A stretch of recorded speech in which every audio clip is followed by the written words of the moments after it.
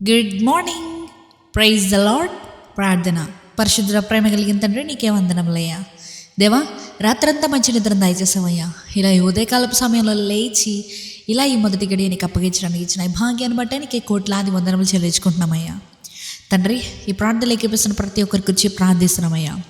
దేవా, వారు ఎంత ఉత్సాహంతో ఎంతో విశ్వాసంతో ఈ వారాన్ని వారు ప్రారంభిస్తుండగా దేవా, ఈ వారం అంతట్లో కావాల్సిన జయాన్ని అభిషేకాన్ని వారికి నింపమని అడుగుతున్నామయ్యా.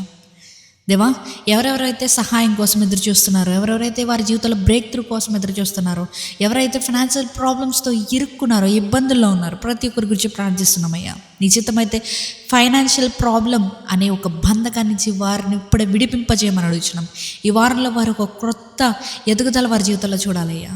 తండ్రి, ఇదిగో అయ్యా, ఈ సమయంలో ప్రభువా తండ్రి, ఎవరెవరైతే వారి జీవితంలో ఇది జరగాలి అని నిశ్చయంగా విశ్వాసంతో ఎదురు చూస్తున్న ప్రతి ఒక్కరి జీవితంలో ఇది జరుగునుగాక అని ప్రకటిస్తున్నామయ్యా.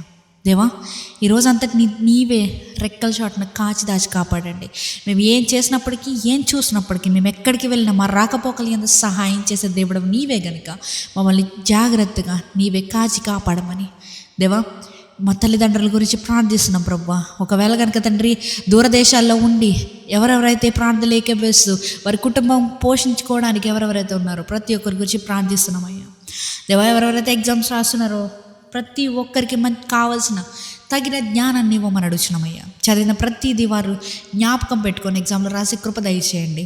ఎవరైతే ఈరోజు కొత్త బిజినెస్ స్టార్ట్ చేస్తున్నారో, లేకపోతే కొత్తగా ఏవైతే పనులు ప్రారంభిస్తున్నారో ప్రతి దాని గురించి ప్రార్థిస్తున్నామయ్యా. వారికి జయాన్ని అనుగ్రహించమని, నీ చిత్తమే వారి జీవితంలో నెరవేర్చమని దేవా, రిటర్న్ టు రివైన్ ఆశీర్వదించండి, దీవించండి, అభివృద్ధి పరచండి దేవా, అంచెలంచెలుగా ఎదించమని నజరేయుడైన యేసుక్రీస్తు నామములో అడిగి వేడుకొచ్చిన మా పరలోకపు తండ్రి, ఆమేన్.